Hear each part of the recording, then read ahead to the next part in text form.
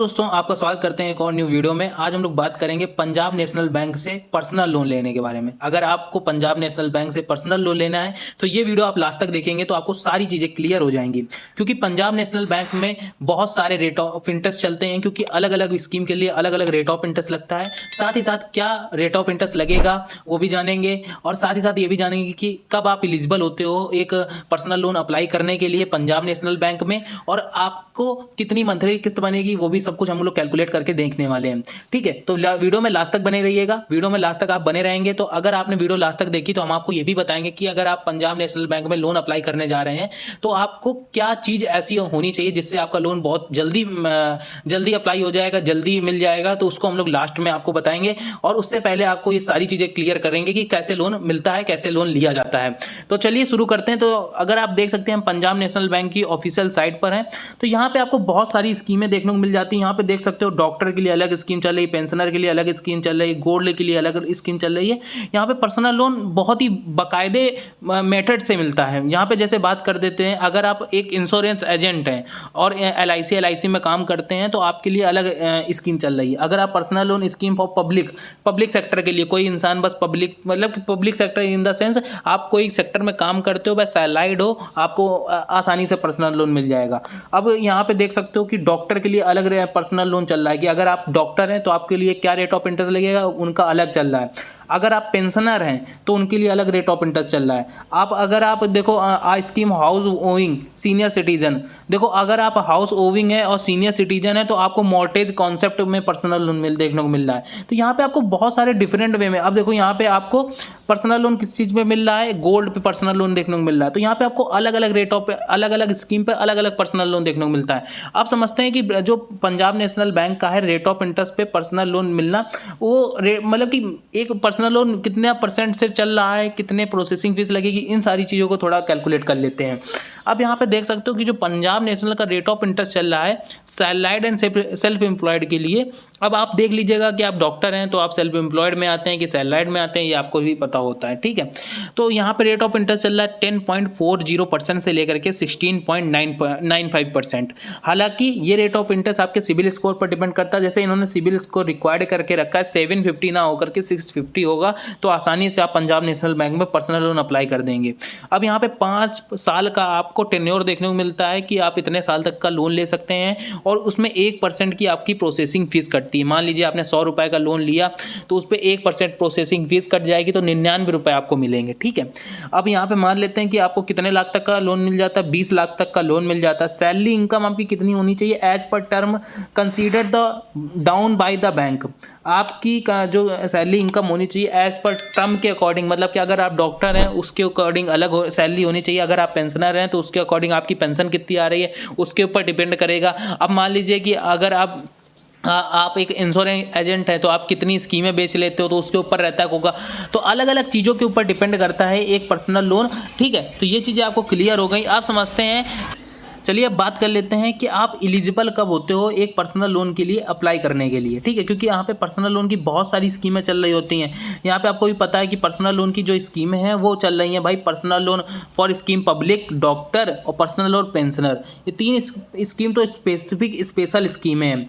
ठीक है, तो अब यहाँ पे देख सकते हो कि यहाँ पे अलग अलग स्कीम के लिए अलग अलग क्राइटेरिया भी रखा गया हुआ है। अब मान लेते हैं कि जो पब्लिक सेक्टर के लिए, जो लोग पब्लिक डिमांड कर रही है उसके लिए अगर आप स्कीम के लिए बात करें तो आपके पास must permanent confirm defence personnel scheme, circulate policy, military section और इनटू द फोर्स, मतलब कि सिक्योरिटी फोर्स में अगर आप कहीं पे काम करते हैं तो आपको काम कर रहे होंगे तो आसानी से मिल जाएगा। कहीं जॉब होनी चाहिए, must be permanent confirm employ, आप कहीं पे भी काम कर रहे हो लेकिन आप एक कंफर्म एम्प्लॉय होने चाहिए, मतलब कि आप ये नहीं कि वेटिंग पीरियड में चल रहे हो कुछ ऐसा, तो ऐसा कुछ नहीं होना चाहिए। ठीक है, आप चाहे स्टेट गवर्नमेंट में हो, पब्लिक सेक्टर में हो, या रिप्यूटेड इंस्टीट्यूट में हो, कॉलेज में हो, कहीं पर यूनिवर्सिटी में पढ़ाते हो, नर्सिंग होम हो, हॉस्पिटल में काम करते हो, आपको लोन मिल जाएगा।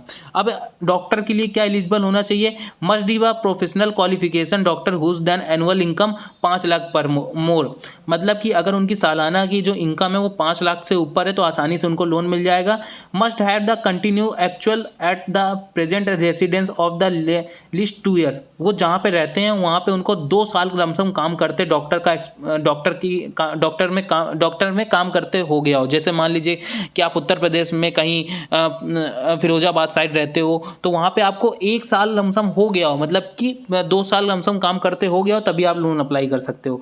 और रही बात पेंशनर के लिए, अब पेंशनर के लिए must pensioner who has the draw pension तो पंजाब नेशनल बैंक, मतलब कि अगर आपकी जो पेंशनर की जो इनकम है जो आ रही है, सैलरी आ रही है, वो पंजाब नेशनल बैंक में आनी चाहिए, तभी वो लोन पास होगा। ठीक है, पर्सनल लोन पास होगा, पर्सनल लोन मिल जाएगा। बस ये कुछ एलिजिबिलिटी होती है कि आप लोन अप्लाई कर सकते हैं। अब आपकी एज 18 के ऊपर होनी चाहिए, नहीं तो आप 18 से नीचे नहीं अप्लाई कर सकते हो, ये भी आपको तो पता ही होगा।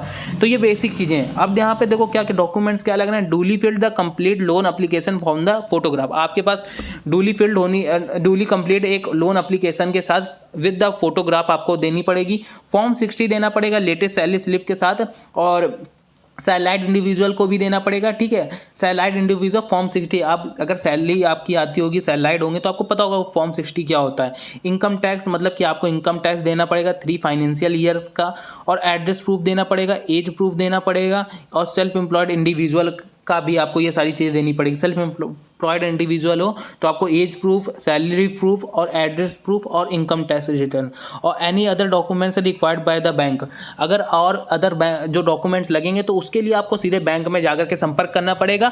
अगर आप लोग कहते हैं, अगर आप कहते हो कि बैंक में जाकर के इसकी वीडियो बनाइए और उनसे खुद जानकारी लेकर के आइए, उसके बाद इसकी वीडियो बनाइए, तो आप कमेंट करिएगा, हम लोग उसके ऊपर भी वीडियो बनाते हैं। क्योंकि आप जानते हैं कि हम लोग बैंक में जाते हैं, इन डेप्थ में डिटेल कंफर्म करते हैं कि क्या चल रहा है, कैसे चल रहा है, उसके बाद आपको वीडियो देते हैं। आप थोड़ा समझ लेते हैं, इतनी चीज़ें तो आपको पता चल गई होंगी। आप समझ लेते हैं कि हम लोग की मंथली किस्त कितनी जाएगी। तो हम आ चुके हैं ईएमआई कैलकुलेटर पर।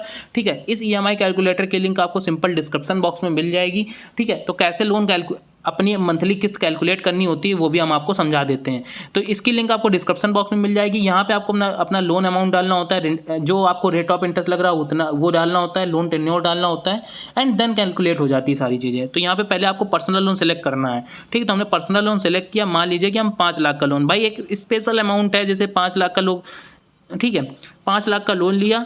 अब एक थोड़ा हाई रेट ऑफ इंटरेस्ट लेके चलते हैं। ठीक है, मान लीजिए किसी का सिविल स्कोर खराब ही होता है, तो 5 लाख का लोन अगर हम 5 सालों के लिए लेते हैं तो हमारी जो मंथली किस्त है वो 11,569 रुपये बनती है, जिसमें हमें ब्याज देना पड़ रहा है 1,94,000।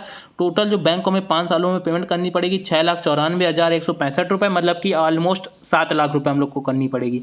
ठीक है, अगर हम इसको 3 सालों के लिए कर देते हैं, 3 साल के लिए करके देखते हैं, तो हमारी देखो 94,000 से 1,13,000 2 साल कम किए, तो हम लोगों ने कहीं 70-80 हज़ार रुपये बचा लिए, और हमारी जो मंथली किस्त है वो 17,000 रुपये जाएगी। अगर हम इसको 1 साल और कम कर देते हैं, 1 साल कम करने पे तो आपने सीधे देख सकते हो 1 लाख के ऊपर अमाउंट बचा लिया, 1,10,12 हज़ार रुपये आपने बचा लिया, 74,000 रुपये केवल आपका ब्याज जाएगा, लेकिन आपकी जो मंथली किस्त है वो 23,000 हो जाएगी। तो देख सकते हो कि कितना बड़ा ब्याज का आपको इफेक्ट पड़ता है।